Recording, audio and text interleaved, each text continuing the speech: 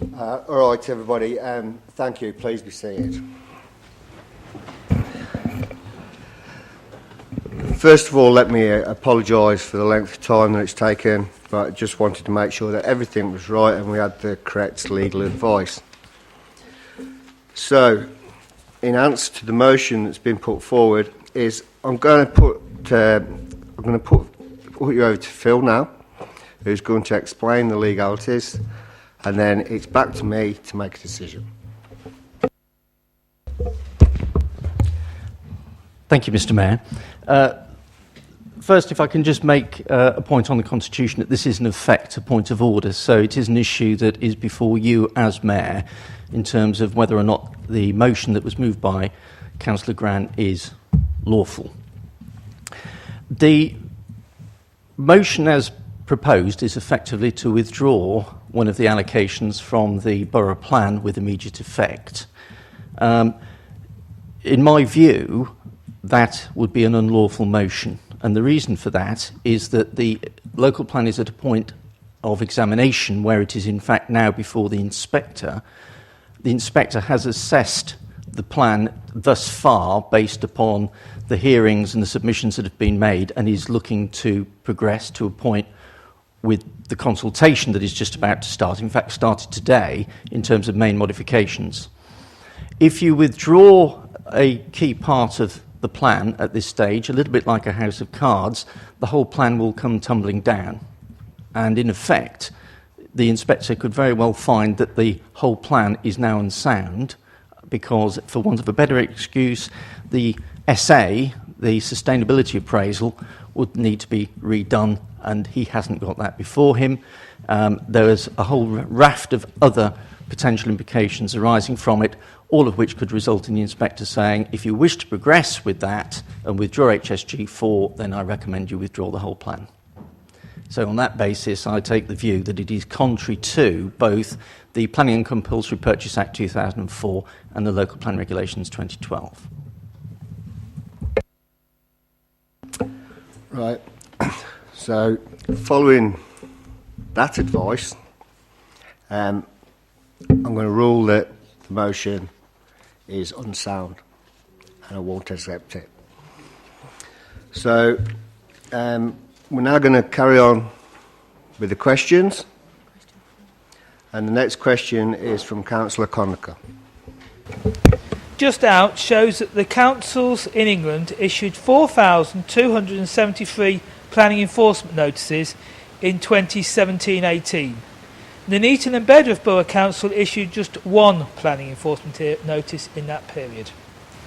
Nuneaton and Bedworth Borough Council has a track record of regularly allowing developers to have some of the conditions deleted instead of enforced. A big problem is that the council does not flag up non-compliance to election members early enough. This means that by the time a matter is referred back to the planning committee, it's already too late to do any meaningful enforcement or have some suitable alternative conditions. The council has also made reductions in its dedicated planning enforcement staff. You will remember that we lost a proposed bridge over the Coventry Canal for Camp Hill Phase 4, and this August we lost biodiversity mitigation on Bellway Phase 2. Many more losses are probably not even in the public domain.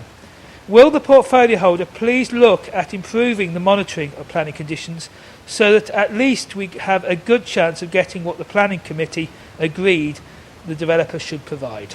Thank you. Phillips, would you like to answer? Thanks. Serving them a formal notice for enforcement is the last resort, and government guidance suggests that where possible, negotiation should be utilised first. Where developments are ongoing and complaints received about breaching of conditions, the formal enforcement action which could be taken is a breach of a condition notice. This is different from other forms of planning enforcement. With the other forms of enforcement, there is a right of appeal, which is then dealt with by the planning inspectorate. With breaches of condition notices, there is no right of appeal, and a continued breach would result in a prosecution case to the courts. As with all enforcement complaints, There has to be a period of monitoring for continued breaches, as the council would be considered to be acting unreasonably if we took formal action and the breach had only occurred once or twice. Following this guidance also suggests that the alleged offenders should be given time to rectify the breach before formal action is taken, and this will involve a degree of negotiation. In the majority of cases where we receive complaints about breaches of conditions or planning control, the situation is rectified by these means to the satisfaction of the original complainant. Where we are required to take formal action, we will do so. I think there's a big gap between 1 and 4,000, and it makes it look like we haven't done many, but Stratford, I believe, on Keith's figures as well, have only enforced 6.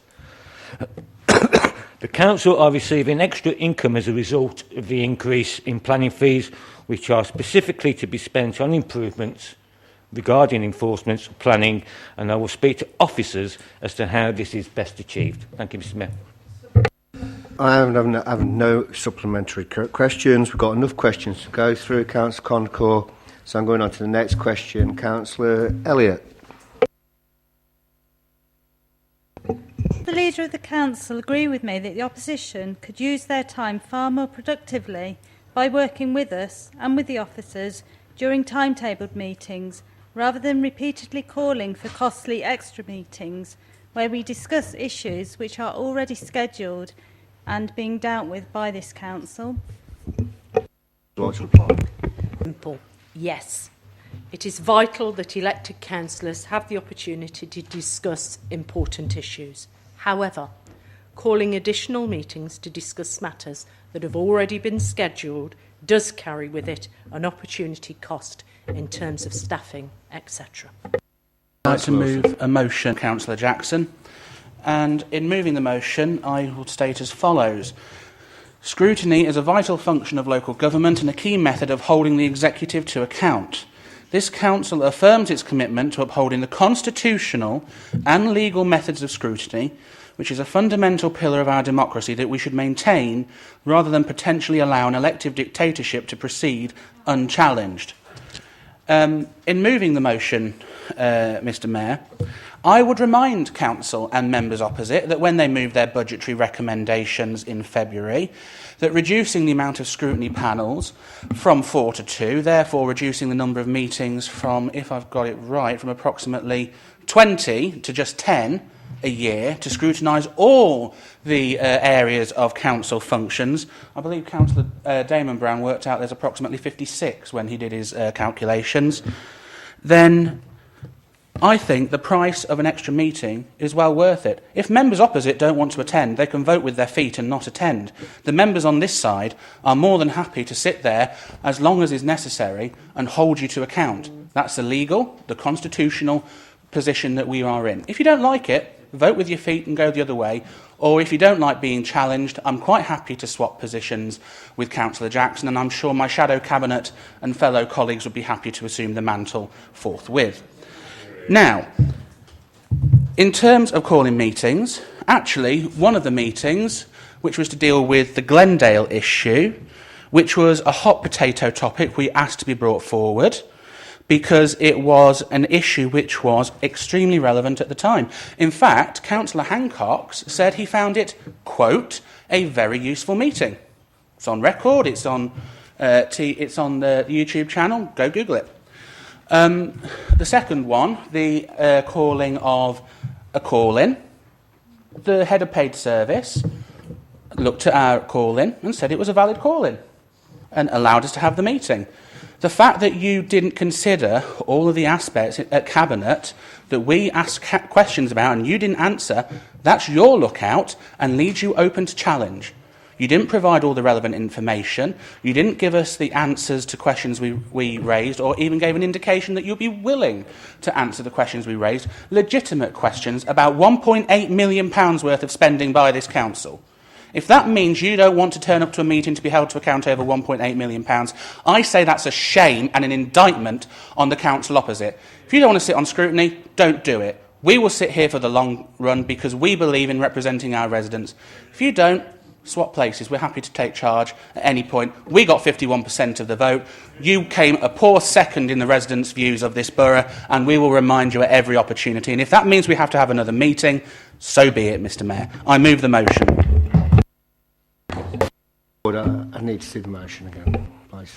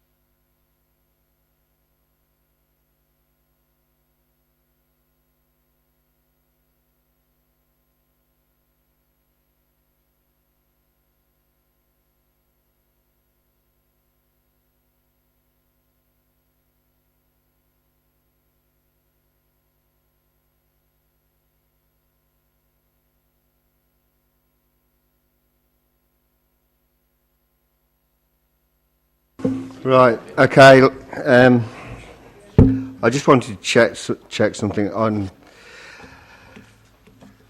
and because this was discussed at the last meeting of 11th of July, it cannot be, because it's been discussed in the past 6 months, it cannot be moved unless the notice of motion or amendment is signed by at least 12 members. So if you'd have put this in before, signed by 12 members, it could have been accepted, but because it wasn't, we can't. Sorry. Please. Right, so... Made. I don't understand. So on the point of order, you're going to explain to me what part of the point of order, yeah? Exactly. Be held tonight because it's been discussed, the issue, in the last 6 months.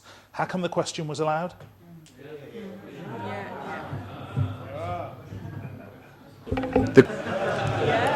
It can't be one rule for one rule for another. The question, right, okay, right. So we will have some respect in here. And training will be gave again. And I just hope there's a few more members turn up at the next one. I've made a decision. That decision is final. That's it. Okay, so now we're going to carry on with the next questions. However, I will say as well, we're not going to get through all these questions tonight now. So next question is Councillor Guttridge, please. Thank you, Mr. Mayor. The Borough Lottery has been established for just over 6 months now. Could the Leader of the Council inform me how the lottery is benefiting the Borough?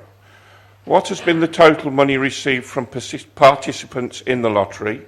On the website, it states that 60% of the ticket price will go to good causes.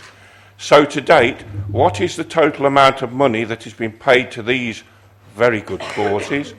And also, how much has been paid out to participants in the lottery? Has there been any expenditures for the council for providing this lottery? And how much has the operator received? Thank you. I'd like to answer. Thank you. 52 good causes register with the Borough Lottery and have sold 19,147 tickets. Nominated good causes have collectively received £11,488, and this equates to an annual projected income of £30,638. Nuneaton and Bedworth Borough Council, as the operator, has received an income of £4,285, with an annual proposed income, a projected income, of £10,436. 20% of overall ticket sales have been paid out to participants in the lottery, i.e. the prizes. Additionally, there are supplementary prizes donated by other partners, such as leisure passes. During 2018-19, there has been no additional costs incurred by the council for providing the Borough Lottery. Expenditure was incurred during the initial establishment of the lottery in 2017-18 of £13,870, which paid for consultancy costs, external lottery management costs and licensing fees. Thank you, Mr. Mayor. Got 3 more questions, Councillor Golby, Councillor Grant, Councillor Croft.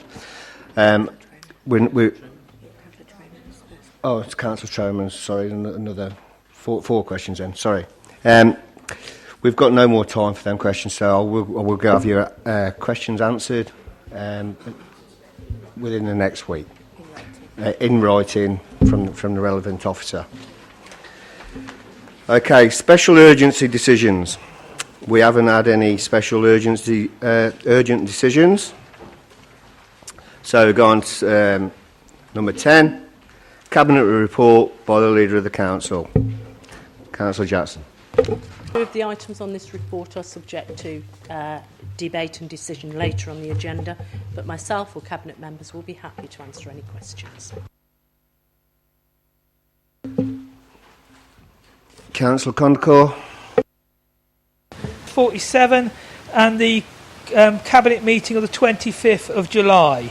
This is the first time the Borough Plan consultation came up, and at that point we should know, or have known, that the Hawkesbury agreement had been made between the council, the Borough Council and the developer on Valentine's Day.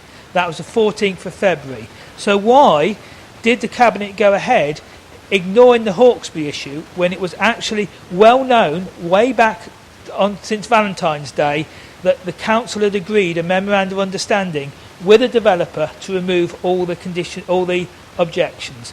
And secondly, will the council, after these meetings, now release all the documents about Hawkesbury? Thank you. Councillor Phillips. Yeah, on the 8th of the 8th, which was after the 25th of July meeting. That's why it wasn't included, because believe me, if we'd have known at the time, it would have been included. But we only got the letter from the inspector on the 8th of August. Thank you. Councillor Evans. 2 questions to the Cabinet. My first question is regards to modification MM60, which can be found on page 32 of the Cabinet report. The modification has reworded the text to read, provision of at least 689 dwellings. The reasoning behind this was to give clarity. If anything, it hasn't given clarity for my residents on the Woodlands. If anything, it's created confusion. To say at least 689, well, that makes some people think, does that mean they're going to build more than 689 houses? And is 689 just a minimum number? So could I ask the portfolio holder why this had to be changed to at least? And surely if you wanted to give clarity to residents, it would have made more sense to reword the text to read provision of no more than 689 dwellings. My second question is with regards to the paragraph on the report that talks about transport and access. Part of the text reads, other vehicular access points are available from Woodlands Road, Jug Close, Buttercup Way and Woodlands Lane / Bedworth Lane. Could I ask the portfolio holder, do you think it's appropriate to have Judd Close as an access point onto a development of at least 689 dwellings, given how narrow the road is, and taking into consideration the amount of elderly residents that live on that road? I did offer to meet you as the portfolio holder on Judd Close, and that invitation is still open if you want to meet me at Judd Close. But if you don't know the answer, if you could just write to me, it'd be great. Yeah, in regards, Spectre asked for that to be put in his modifications. Again, if there's a concern about the wording at least, and you do have a good point that it might lead to an opinion of it could be more than 680 houses, then let the inspector know, please, because that's in his modification. As for Judd Close, I've been up Judd Close, and yes, it would be quite scary, but that's a highways assumption, that the inspector has put in. Graham? I welcome that some of our concerns are shared by the portfolio holder with regards to the entrance at Judd Close and also with regards to the ridge and furrow policy with which the road proposals go against the Borough Council's policy as well as the inspector's emphasis. And we are perfectly aware that we can raise these issues at consultation, and we will. We've been preparing to do so for months, ever since the examination process started. Can the portfolio holder also make the same recommendations as us in those regards, that since you have these concerns, so that we have a united front in this way to make sure that the borough plan does not have this horrible effect that it's having on our residents? Concerns, I will write to the inspector with those concerns. Councillor Conkle. Also unpacked, most people would love to see the backside of Glendale, and one of the fears is they may be the only bidders. Have you actually progressed soft market testing to make sure we actually get a competitive bidding process and some alternative tenders in? Councillor Lloyd. Thank you. Right. Now looks like that's done, finished. Right, go on to the next. Recommendations from Cabinet or other committees. Cabinet Annual Treasury Management. Point of order, Mr. Mayor.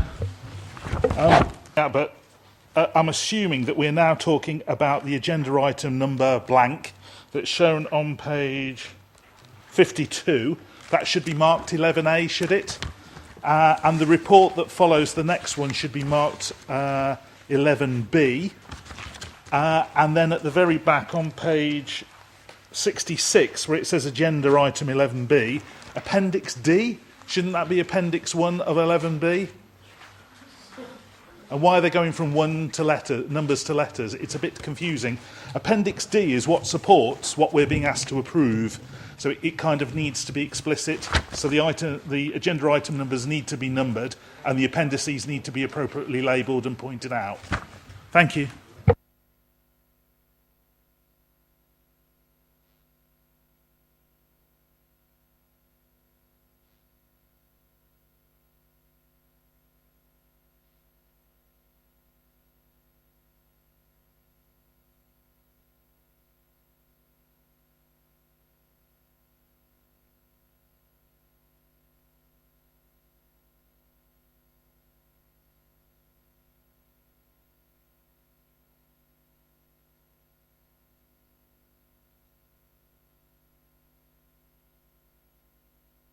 Right, Councillor Tremens. So what we're discussing is Agenda 11A on page 49. And then we're discussing Agenda Item 11B, which is on page 66. And that's what we're going to discuss. Page 52, is that agenda item number and it's blank? Should that say 11B? We do need to know what we are approving here and talking about.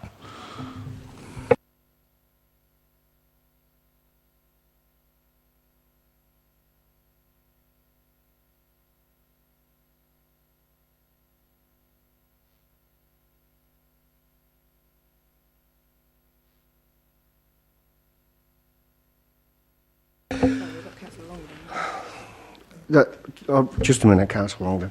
Right, so on page 52, it does say agenda item number blank, but that is a carry on from agenda item 11A on page 49. So that is 11B. I'm okay to write that into my copy. No, it's 11A. It's 11A. No, it's right. I'm going to ask Simone to clarify this for you. No. The agenda item 11A starts on page 49. The report that then follows on page 52, that is the Cabinet report because it's a recommendation from Cabinet. So that's a replication of the Cabinet agenda item.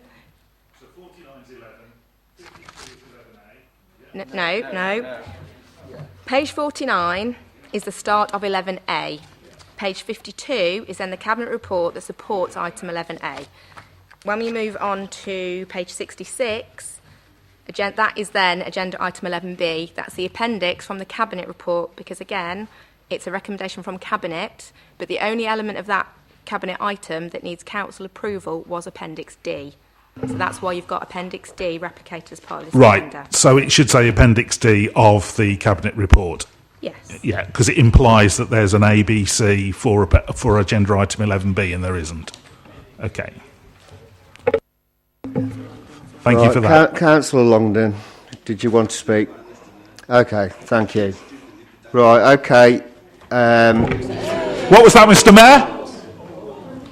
Can you just ask Councillor Longden to repeat that? I'm not asking anybody to do it. What I'm asking you to do... I heard the word stupid, Mr. Mayor.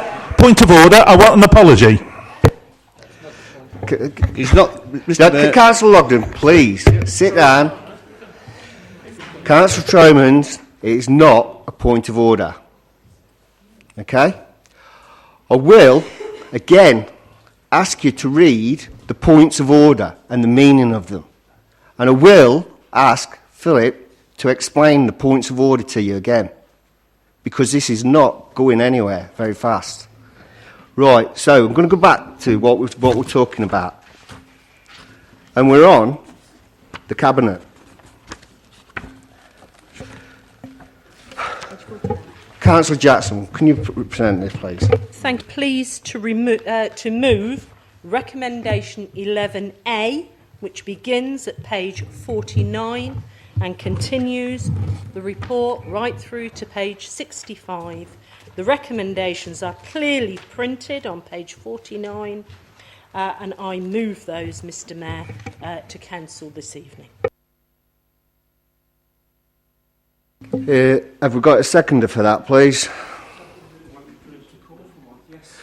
Right, okay, thank you, Councillor Lloyd. All right, okay, now open for debate. Councillor Tremens. So, again, it's been referred to several times, page 66, as the supporting underlying finances behind the numbers that are in the... No, Councillor Tromans, we're on 11A at the minute. 11B is on page 66, okay? So we're only on 11A at the minute. Okay, so our numbers, the figures in 11A, are dependent on what's published in here.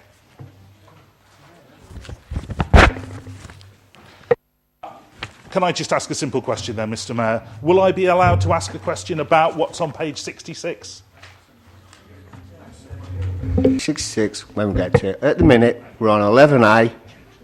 Can we open debate on 11A or move to the vote?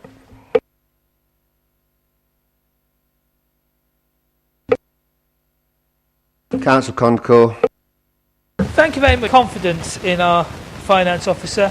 He gives very good treasury management detail, and he seems to be very risk averse. So I'm very pleased with the way we're going on treasury management compared to the dark days of 2008 when we put £3 million into Icelandic banks. I do hope we actually have another look at this if we have an impact from Brit exit, but if it's only a soft exit, I think we might just about survive as a council in terms of treasury management because of the prudent stance our officers are taking. I do have a question, as probably Mr Tromans does, about later on, and one thing that does need sort of separating out or working out is the investment properties we're buying. There's a thing in the newspaper about us buying something in Ouston Road. It's obviously a form of treasury management, actually not treasury management, but actually investing in property. And I'm Mr Mayor, I do it, but we do need clarity on our property portfolio investment. Thank you. Councillor Wilson. Thank you. It would be helpful if, when we're getting reports to full council, that reports are noted as report for full council.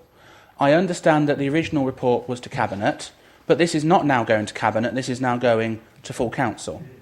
And that would clear up, because in some aspects, you're cherry-picking parts of the original report which went to Cabinet and labelling them up, just putting a new title at the top. If you were doing that in any other industry about labelling up key multi-million pound decisions, that would not be good best practice.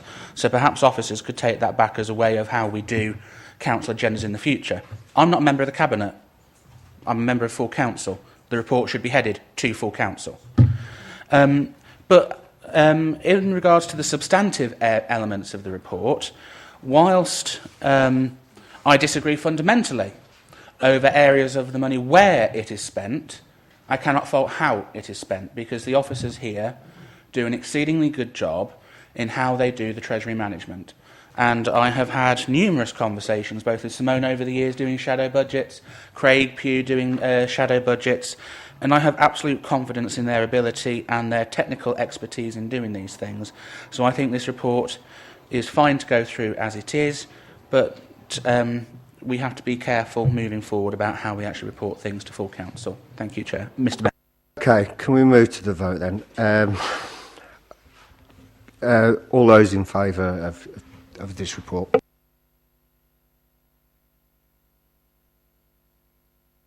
Unanimous. Thank you. Okay. Right. Going on to B. Julie. Yes, 66 and 67. It's marked Appendix D. It is agenda item 11B, and I move that for approval tonight. Okay, we've got... need a seconder. Thank you, Councillor Lloyd. Right, going on to questions then. Councillor Gassane, first, please. It's gone on for years now, but Valley Farm, I think people have had an interest for a while. Valley Farm in Galley Common, on the forward plan, there's £150,000 again earmarked for refurbishment. It's been like that since, I think, 2012, 2013. It suffered damage. The council owns the property. Did put out a tender, I believe, for the structural repairs, which is apparently quite rare. The tenant wanted specialist works. It's a timber frame. But we've never moved forward with this. We've never done anything. We couldn't find enough to actually do the work, apparently, for the price. So one of our officers, probably 2 years ago, and again last year, they were talking about selling the property, which is why we never spent the money. But I'd like to know from someone if we're going to have a cut-off date for this, if we're going to do the work, if we're just going to hand it over to the tenant or sell it. But otherwise, this 150,000 is just floating around. It hasn't been spent in 6 years. It needs to end somewhere. That's it. Does anybody want to answer that? No, it's not a question. Right, okay. Councillor Condor. The council agreed that when it sold various things, it would use it to buy investment properties and things and housing and various things through NABSEL. And on this bit of paper here, it's got a environment adjustment of £924,000. I think we do need to have, as councillors, a bit of an idea what that £924,000 is going for in terms of investments, so we know how wise an investment it is. Because this council does have the track record of investing in the old Woolworths store and ending up renting it out for £1 a year. So I do think we need greater detail.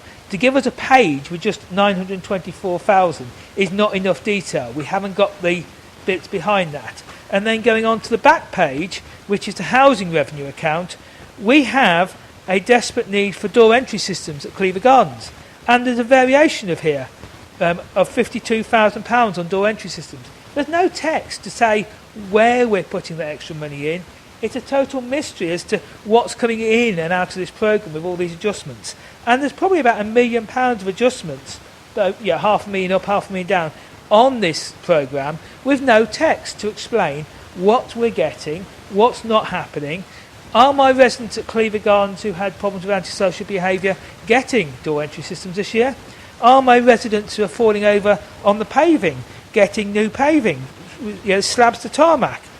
Great idea to do slabs to tarmac, but the whole programme is down here and you just change the numbers, but there's no idea what the changes are. And like on the district heating prepayment meters, has it come out cheaper? Have we got £140,000 saving because of X, Y or Z? There's just no detail, and because we don't have enough scrutiny time, we only have one scrutiny committee, we don't go through this stuff as a scrutiny panel. Thank you. I do apologise, and it's not the intercom that he's using is buzzing. It's buzzing in my ears, and I cannot hear him. And no disrespect to him. So could you arch over and use another one next time? Thank you. Councillor Tromans. Page 66, third item, Finance and Civic Affairs. The third point down, purchase of empty properties to lease. And the final point, properties for investment properties. Previous speakers just covered the issue there, but we at least understood what the 700,000 was originally. It was debated, it was voted on, it's NAB sell. But the third item down, purchases of empty properties to lease, that's commercial real estate, judging by the way it's phrased. And I'm not aware that we ever debated and agreed as a council to buy a property or properties for 1.518 million. So what's all that about? Thank you, Councillor Tromans. Councillor Wilson. Having taken advice from officers, move an amendment to the proposed capital programme of the General Fund. And actually, Councillor Ghissain gave quite a nice lead-in into the proposed amendment. The item under Finance and Civic Affairs, Valley Farm refurbishment, I think it might actually go a bit further back than 2012. I think, having been elected in 2010, I think it was even on the General Fund capital project then. And the money has sat there and sat there and sat there and isn't benefiting the residents of this borough. I'd also like to go back to something which Councillor Pomfret said earlier when he moved his own motion about the travellers' issue. He said, and I quote, "You find it, we'll do it." So, challenge to you. My amendment is this, that the item under Finance and Civic Affairs titled Valley Farm refurbishment be deleted, and the £150,000 be reallocated as follows as capital projects. 1, £100,000 to be allocated for Gypsy and Traveller target hardening projects, and 2, £50,000 for Riversley Park environmental improvements.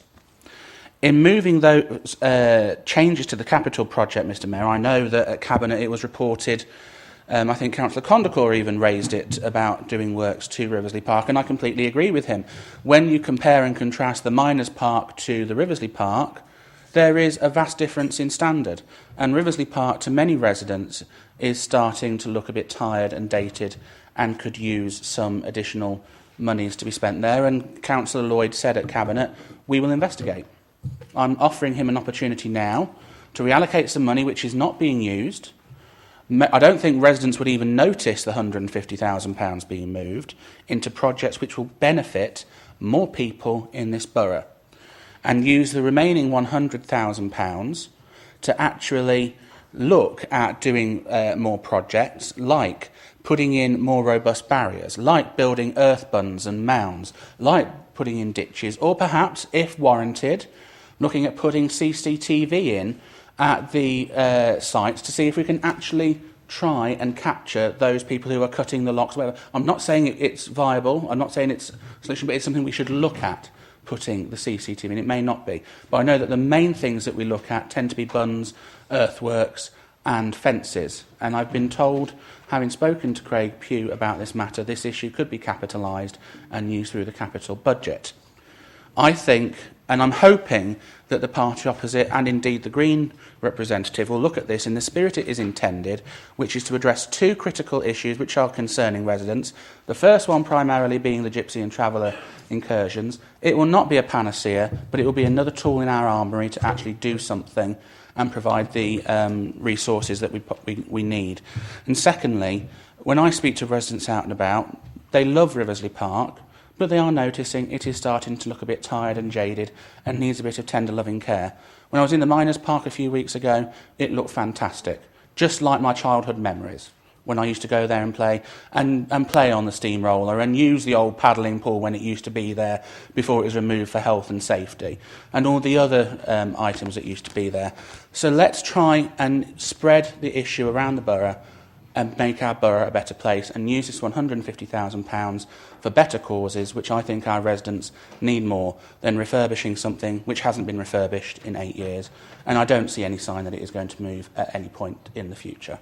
So I hope Council will go along with those recommendations, Chair. Mr Mayor. Does that have a seconder? Second, Mr Mayor, and reserve my right to speak. OK. Councillor Conacher. I'd like money that's sitting around doing nothing, and we have these issues. I particularly like the issue being talked about, particularly like the comment about CCTV, because one thing I've noticed is how the travellers are quite averse to actually being photographed and videoed, because obviously they don't want to have a record of what they did in Nuneaton and then what they do in Rugby. That makes it easy to prosecute. So I think some of those dome hole cameras will be really useful for the sites that are regularly targeted. And they've come down in price massively. They're about £4,000 now. So in this £100,000, I think things like dome hawk cameras would not only provide benefit when there was incursions, but they'll make some of these sites safer all round the year when we haven't got the travellers there. Riversley Park was mentioned. Absolutely. I do the park run occasionally. I'm not quite as overweight as some people, but I am trying to lose weight. So I have tried to do the park run in Bedworth, which is really good. And there is a noticeable difference. And I want that quality in Riversley Park. So I think spending some money into Riversley Park is a really, really good idea. And I was at the Warwickshire Waste Partnership meeting today, and Warwick's having 80 new waste bins. So I think things like waste bins and things, we need to actually get more in the borough. Because you go in Riversley Park, after a nice day, people have been picnicking, there isn't enough capacity in the bins we've got. So I can see this as really positive, and I hope the cross-party unity could come for this for a change, and we may fix that microphone and improve our parks. Thank you. Councillor Conacher. Councillor Golby. Councillor Conacher's microphone. I normally stand up and bemoan the fact that the Bermuda Connectivity Project is on the finances and therefore I can't support it. However, given that the project, as you so gleefully pointed out earlier on, has been passed, there's nothing I can do about that. So I want every penny of that £400,000 plus to go towards helping my residents. Again, you gleefully pointed out that it's been passed. The residents already know your feelings on that. Good luck to you when you come door knocking. That's all I'm going to say on that. So yeah, I'm happy to support keeping this money now because I want this to go into some sort of protection for the residents in that area. So you're supposed to be speaking on the amendment. All right, okay. This is not a further amendment. I'm just Valley Farm refurbishments. Why is it still there? It's been there year on year on year, and as it's been pointed out, nothing's ever been done with it. So I am really happy now to support the amendment to this the capital programme, and I'm happy to support the capital programme overall, because I think it's about time that we actually started doing something with the Gypsy and Traveller incursions. And it's all very well and good writing yourself a motion to pat yourself on the back, but you need to start putting your money where your mouth is, and there's 100 grand here. So I think maybe it's about time that actually gets put into practice. And like you say, if you find it, we'll do it. So, Merry Christmas. Councillor Gran. Thank you, Mr. Memond. I think it's good to spread the money more evenly across the borough. Likewise, I completely support Councillor Wilson and other councillors wanting parity between our two main parks. And I'm really happy to hear those comments about the Miners' Welfare Park, as I'm sure we all are. In regards to this extra money for toughening up the deterrents for travellers, again, that would be welcomed. I don't think there's many councillors in this room who haven't had significant problems with break-ins, encampments, and haven't had to go through that whole process for days with all the phone calls and reassuring residents. So I say we should do this, and I hope that we'll have cross-party support on this. Sir Elliott, please. To address the point of the CCTV, because there is CCTV on several of the sites, and the video footage was passed on to the police, who were unable to attend. So it's great having CCTV, but we do need the police to be adequately funded. That underlies everything. Thank you. Please. This motion, I think, like I say, getting parity between our two main parks is really important. But I'm sure that businesses that use the community centre in Kersley would desperately welcome target hardening at the community centre park there. The community centre was closed for a second week in 2 years, and I spoke to the lady who runs the dance school there, who's thinking of pulling out because she can't run the numerous classes that she does because the centre was closed during the time that the travellers were illegally camped there. So I think businesses in the area would really welcome us spending this money in a prudent way to make the areas that are most likely to be targeted less attractive to these sort of people. So, I mean, all we're asking for, or the residents were asking for, was a height barrier. Something that it was cut. They still can't get a caravan in because there's a height barrier in the way. But we were told there wasn't enough money for that. So I'm sure that the residents up in Kersley would really love to see some of that money spent there. I wholeheartedly support this motion. Evans, please. I echo the words of Councillor Wilson in moving this amendment. Miners' Welfare Park, it's absolutely fantastic park. And I think we really do need to celebrate the way that the council maintains the park. And before I started driving, to get to Nuneaton, I used to catch the 48 bus from Collycroft. And I always, instead of going directly into the town centre, I always used to get off outside the Fleur-de-Lys and walk through Riversley Park. And I can say you can tell the difference between the two parks. So I do think it would be good to put a bit of money back into Riversley Park to make both parks a place for all our residents to go and have a good time. With regards to target hardening, when I was there was travellers around in May when I was first elected, and I remember because it was the first thing that I was doing when communicating with officers. And there's a site in my ward, which I'm not going to name because this is going to go onto YouTube, and I don't want travellers to know. But this site is open, and when I obviously communicated with officers about it and tried to say, could we get some sort of fence in to try and prevent travellers from getting on there, the answer was obviously there's budgetary constraints and stuff like that. So I really do think that the £100,000 would be really beneficial for this borough, and I really do hope that the Labour group get behind us on this, and so we can work together to try and cheers. Councillor Walmsley next. Speak, and thank you to Councillor Wilson for moving the motion. I think actually one of the things that I pick up was actually what Councillor Brown said a few moments ago, which is to make us less attractive. And that was one of the comments when one of my colleagues spoke with one of the encampments that they said they would return, was because we were quite easy in terms of getting onto the grounds. and other aspects. And I think actually this money could make a huge difference. I walked around my ward, for example, and I compare and contrast the difference between some of the locks, the padlocks on the movable and lowerable barriers. And they look like they've been sort of 99p standard padlock that we could go and buy from a hardware store or 99p store. There are locks out there, for example, that they use across the West Midlands that are the size of an iPad and about 3 or 4 times as thick. And there are small things like that we can do, and we can begin to do with £100,000 that will just continue to make us less attractive as an area, make us a lot less easy in order to access the public sites and the sites in all of our wards. We all have parks and green spaces that residents quite understandably become protective of when there is a traveller incursion into any of those.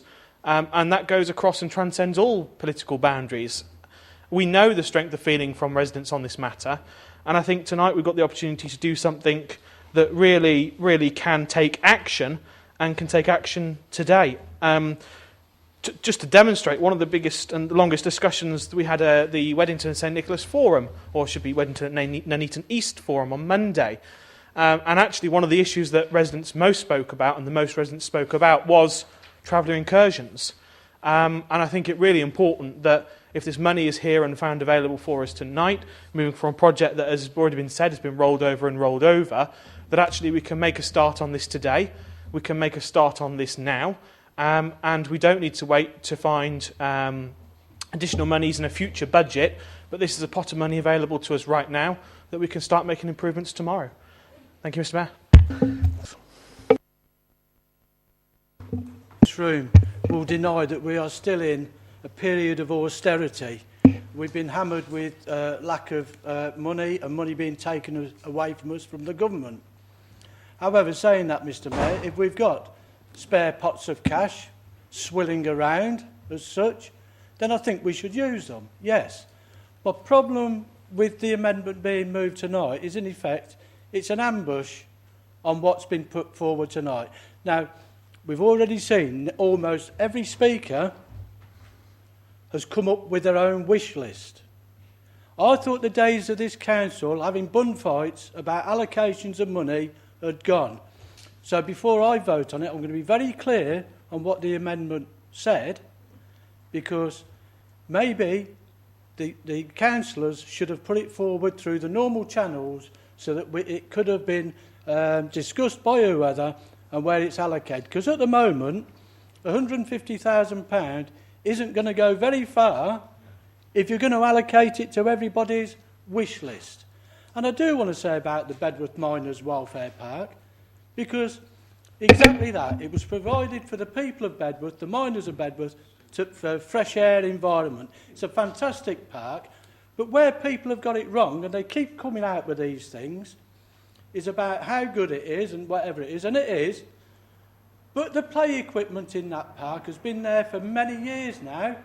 That refurbishment was done a long time ago, and people get confused with the recent improvements around the Bedworth Sports Club in the park. This council didn't put masses of money into that. What it did was officers facilitated those people to gain grants from other outside external agencies which enabled that work to be done. So, Mr. Mayor, in conclusion, I want to be absolutely clear, because it sounded to me that the £150,000 was going to be allocated for specific purposes. And I don't like being ambushed at meetings about things like that. Thank you, Mr. Mayor. Thank you. I'm grateful and being given £150,000 for my portfolio. But, and you knew there was going to be a but. You know, if the 150k is there, great. You know, I understand that, and I understand what you're trying to put forward. What I would suggest, what I'd like to put forward as an amendment, that a report comes back on that 150k, so we know exactly about Valley Farm, we know exactly if that money is spare or not, that a report comes back to the next full council whether that's the 8th, I think it is, or wherever, if we can do that. And then we'll make the decision there. I've got no problem with what you're saying, but I think Councillor Hancock summed it up. Rather than coming up with lots of different wish lists, and we could all do that, let's look at it properly and have a look at the 150k. If it's there, then we'll bring it back to the next full council.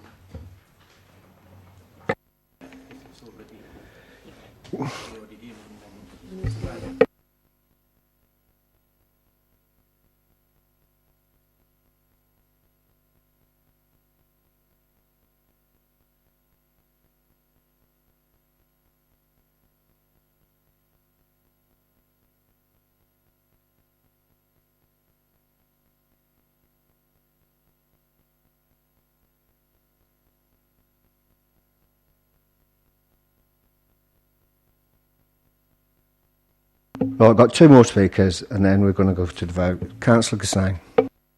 Valley Farm, it's next to the riding school in Gallicom. You wouldn't notice there, it's not lived in, it's undercover. It's had scaffolding up for, I think it's since the damage, where it's 2010 or 2012. And the officers told me they've been in talks for years now, legal talks, to sell the property. So whether the tenants trying to drag it out to get the property dirt cheap or whatever they're doing, the work's not going to be done. There's £150,000 sat there. This work won't be done anytime soon. You go and look at the property. It's got a protection order on the building because of the timber frame, which is ruined. So that could be sold quite easily to either the tenant or to the riding school next door, or hopefully not to builders. But there is money sat there. It is there. And you said we have got issues with travellers. £50,000 might not be a great deal for Riversley Park to improve it, but there's money here. The best thing we can do is show residents we're trying to deal with issues. So £100,000 to try and tackle travellers getting everywhere, it's something, isn't it? It's better than saying, well, it's not going to do a great deal. It's doing something, and that money won't be spent on Valley Farm anytime soon. Hasn't been for the last 2 years since I've been here. Hasn't been here for the last 8 years or 10 years since ever the damage was done, and it won't be done tomorrow either. So even if we get a report back to say what's happening with that, apparently they've been in legal talks for 5 years. I think I've got in my email. But either way, they can either sell the property or carry on doing whatever we're going to do with it and try and find some specialists to do it. That's going to be years yet, apparently. So I think we should spend the money and at least show residents we're trying to deal with the issues, even if it doesn't do a great deal. That's it, really. Thank you, Councillor Gassane. Right, first of all, we're going to have a vote on extending the time again. So, to have a vote on extending the time to finish the business tonight, all those in favour?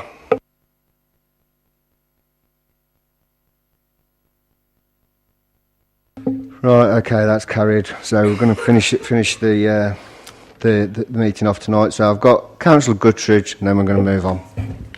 Motion. I think we need to pull our socks up in Riversley Park, especially with the bicentenary George Eliot coming next year. I definitely think we ought to promote the Borough and Riversley Park. Also on the traveller excursions, I think we've got to do quite a bit more. Thank you. Right. So now we're going to have to move to votes on the amendment. So, Councillor Wilson, can you read the motion again, please? Asked whether I needed an amended capital project, and he didn't. He said I didn't. I just needed to read this out at council.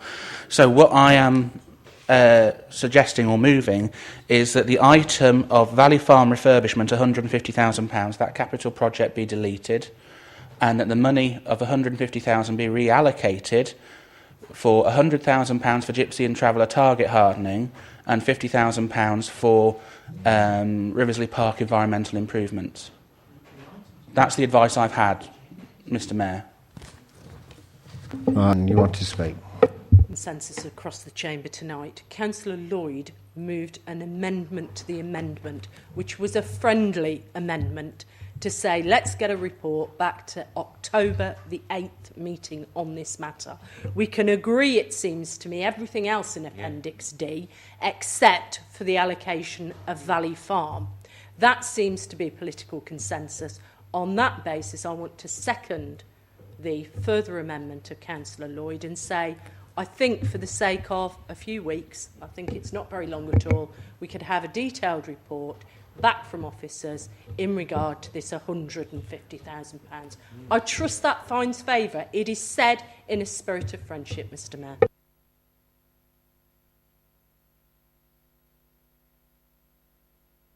Right, taking advice, and we've still got to move to the vote on the amendment.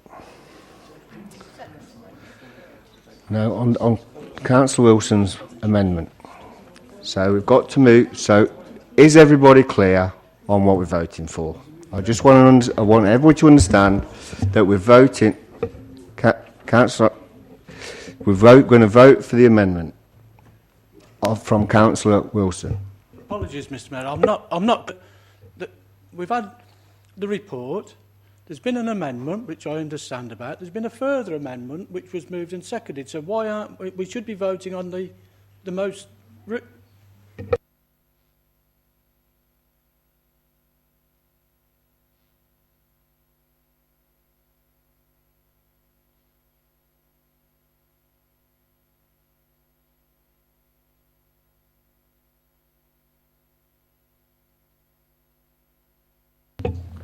The Constitution states at 4A12, section H, that motions without notice are allowed to amend a motion, which is, as I understand it, what Councillor Wilson has put forwards. And I would like to test that to a vote. I understand that that does not include an amendment to an amendment. However, if the amendment of Councillor Wilson fails, then obviously we then move to the second amendment, which has already been proposed and seconded by Councillor Lloyd. That's exactly what I'm having checked now.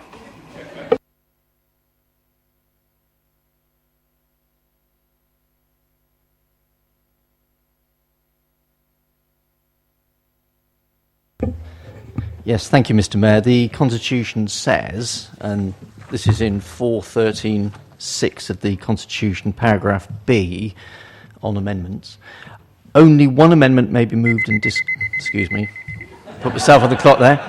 Only one amendment may be moved and discussed at any one time. No further amendment may be moved until the amendment under discussion has been disposed of. So the way I view it is that Councillor Jackson has given notice of a further amendment in the event that the amendment falls. I welcome that advice and apologise, Mr. Right, so as I thought, we're going to vote for the amendment put forward by Councillor Wilson.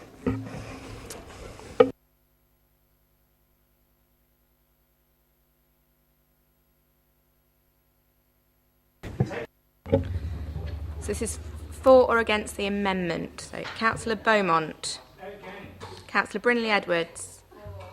Councillor Brown. Councillor Croft. Councillor Daffin. Councillor Doughty.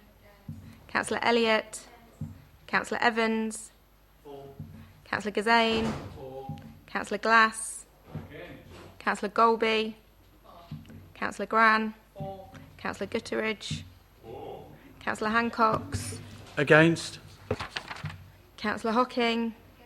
Councillor Jackson. Councillor Condacor. Councillor Llewellyn-Nash. Councillor Lloyd. Councillor Longdon. Councillor Pandare. Councillor Phillips. Councillor Pomfret. Councillor Rudkin. Councillor A. Sargent. Councillor J. Sargent. Councillor J. Shepherd. Councillor T. Shepherd. Councillor Smith. Councillor Tandy. Councillor Tromans. Councillor Walmsley. Councillor Watkins.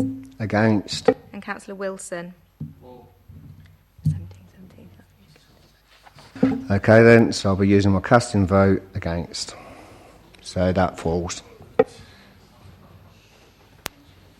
Councillor Jackson, do you want to put the friendly amendment forward. Mr Mayor, it is a further amendment. I think Councillor Lloyd has moved it. I've seconded it. Mr Mayor, we've discussed this long and hard. I think in a spirit of comradeness across the chamber, can we move to the vote? Would you just need a second? So it was Councillor Lloyd that moved it. Councillor Jackson seconded it. Okay. Councillor Tromans, please. For the next so-called friendly amendment to be read out again. But the crux of it, I understand, is that the Labour group didn't want to support this. And what they're saying is they want to kick the can down the road. And that's my understanding in a nutshell. So I'm sorry, they're not friendly amendments. Very good work. We've talked about it tonight. The funds have been identified.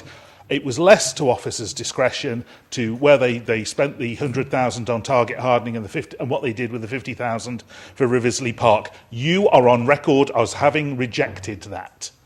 You are on record as having rejected that. As far as this amendment goes, this amendment should not be put forward, because it is well within the Council's power to bring forward that report to the next full Council, and if they are serious about it, then that's what will happen. So I think we're wasting Council's time unnecessarily. The vote is just to show, on behalf of the Labour Party, it is not required. I would suggest that it's unconstitutional because it serves no purpose, and I would ask for a ruling on that basis, because the Council leader can ask for a report to be brought whether we vote for it or not. Thank you. Got a point of order. Okay, sorry. Councillor Wilson. Thank you vote for the amendment on the basis it keeps the possibility alive. The reason why I didn't withdraw the original proposal is that we are undergoing incursions now, and it may be more beneficial if this money was immediately reallocated, that as some sites are vacated, target hardening is done at the same time as the site cleanups are done.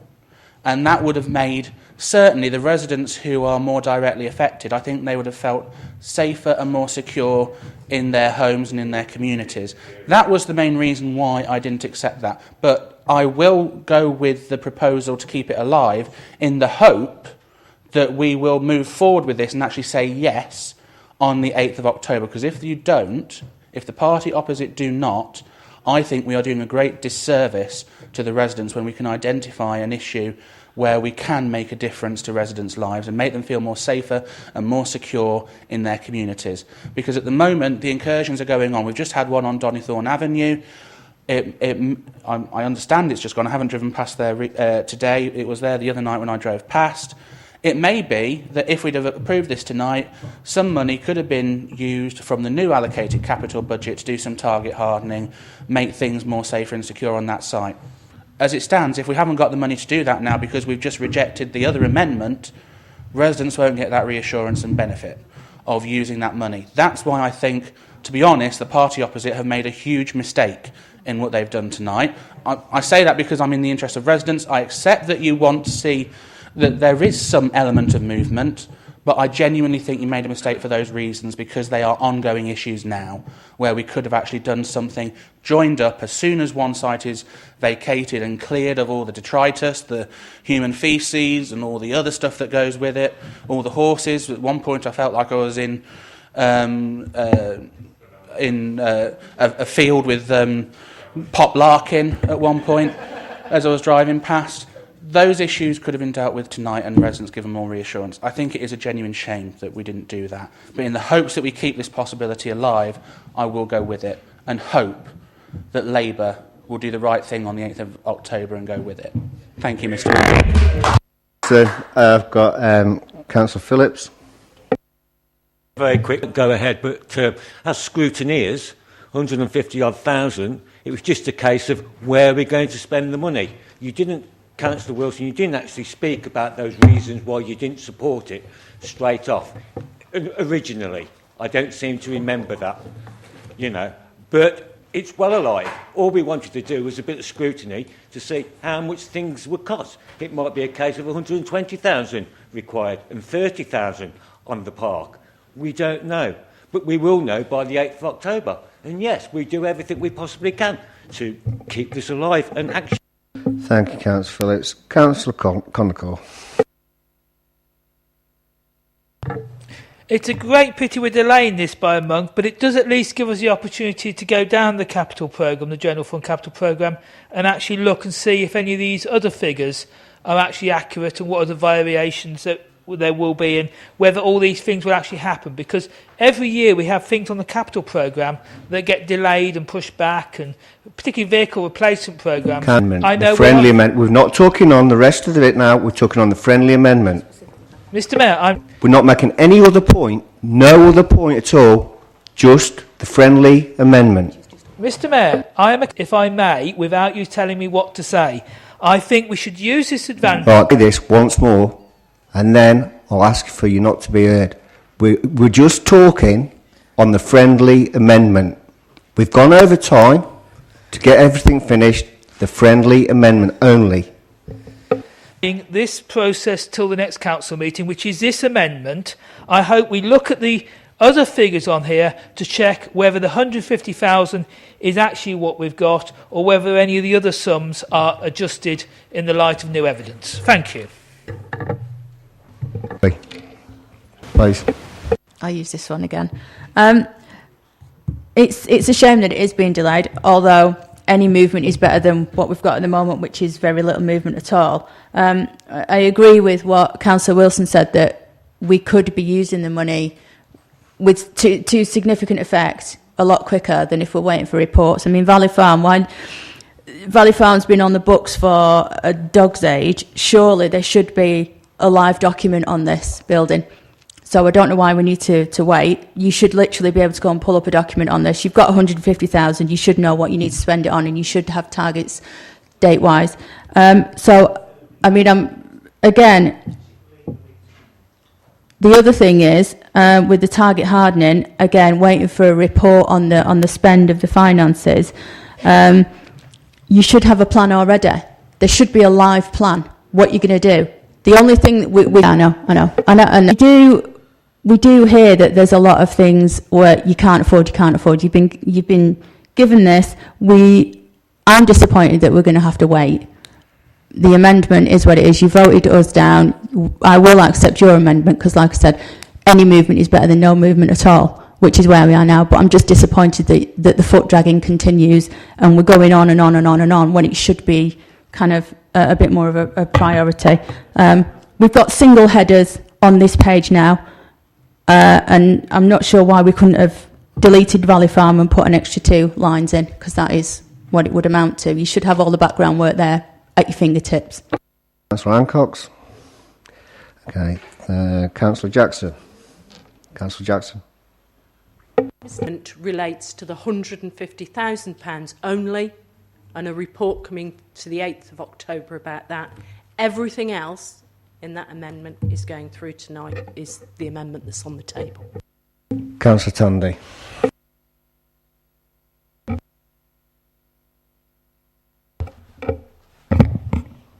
I'm not sure we're working or not. I don't know how many people in this chamber, especially the opposition, know about local government funding. You can't just sit here tonight and say we're going to spend £100,000 on gypsy incursions and £50,000 on Riversley Pot. I don't have a problem with either of those, but this is local government. This isn't a big businessman who says I'm going to spend this and I'm going to spend that and I'm going to spend it tomorrow. You have to have reports about how it can be spent, where it can be spent, and when it can be spent. You can't just say, here's 150,000 quid, this is what we're going to spend it on and we want it tomorrow. Thank Councillor Tandy. Councillor Guttridge.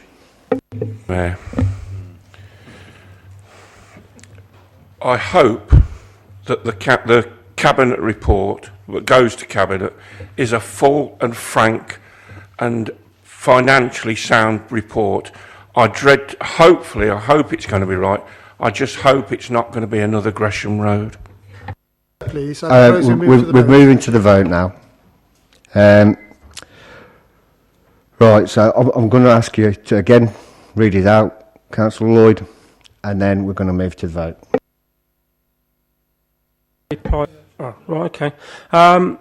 Yeah, basically is to take the £150,000 out of this budget, vote the remainder of the budget through, and then a report come back to the next full council on the 150k. I'm sorry, but that was not the original amendment that was put forward. It's a standalone amendment that you put forward on this item only, that 150, the decision be deferred until a report could be brought to the next council. We have not had a vote on the substantive issue that we all asked questions on and haven't had any response to. So if we're voting now, we're voting on the amendment you put forward originally, not the one that you've just slightly amended now.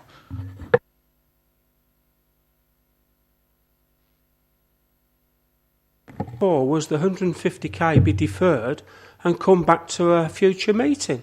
It's exactly the same. I can't see what the problem is here. That's all we want to do. You know, if they want to play with balls, I mean, the vote's been moved, that's it. The amendment is the 150k be deferred, or whatever they want to call, come back to the next full council meeting with a report. The remainder of it goes through. Through was not what was mentioned when we all spoke and debated it. You need to withdraw that bit. That was not what was put. I did say I was talking about the 150k when I put the amendment. Now they can play with words. That is the amendment. If they don't like it, don't vote for it. Hold on. What I heard was the 150,000 have a report brought back to the next full council, which is the 8th of October. That is what's being put forward. So unless I've lost the plot up here tonight, which could be right, the 150,000 has a report coming back on the 8th. The rest of it is going through. Right, let's move to the vote. So we're going to do a recorded vote. Oh, is it stand? Are we moving to a recorded vote, or are we just doing a vote? Okay, right. So, all those in favour?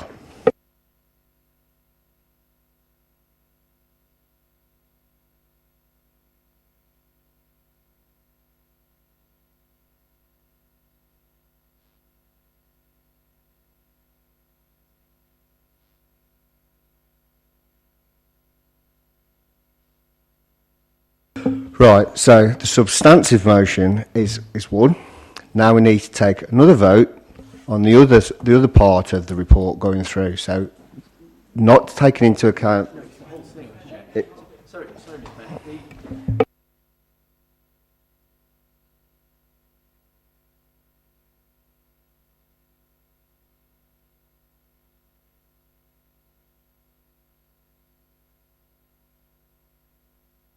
Okay, another vote then. So, all those in favour?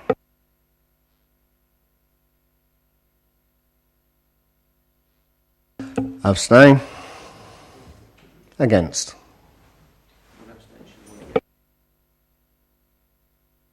Okay, thank you. That's carried. And that brings us to the end of the business tonight. So I'd like to thank you all for attending and for giving me a lovely job here tonight. Thank you very much. Have a good night, Ed.